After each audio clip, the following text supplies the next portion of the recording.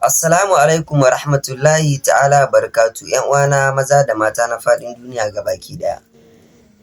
Na zo muku da sanarwa ce yau ba faɗakarwa ba.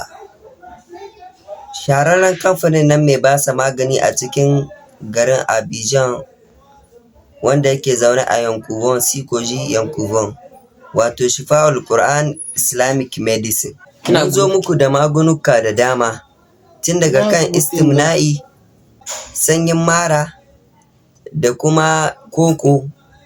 da magunuka na zafi da dama. Sauran ƙarin bayani dangance da wannan cibiyar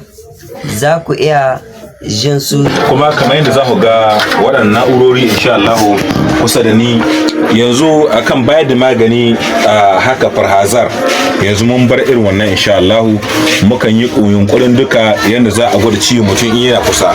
yana kusa in kuma yana can wani gari na daban yakan zo ainihin likita a auna shi in ya amince da magunguna na bature sai ya amfani da su in kuma wanda yake so na islamic sai ya kira mu ta lambarin wayan mu sai a tura mishi magani. Don haka yana da kyau muna da ainihin iskane na ga wanda kuka sani wannan ainihin iskane muna amfani da shi wanda ainihin wannan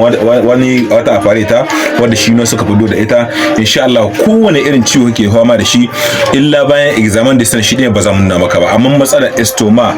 tension, diabetes, koko,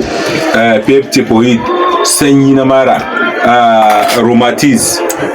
matsaloli kala-kala insha Allah wannan afarita nuna su kai tsaye kamar da wani haka akwai ana awon mata wurin awon mata daban wurin awon maza daban kowanne sannan kuma mara transmitter shi ma haro kazalika shi ma mutum yana da fama shi ma tension shi ma kazalika muna shi ma a auna mutum a ga ainihin digiran kin da tension kin shi ya kai insha Allah sai kuma a bashi magani.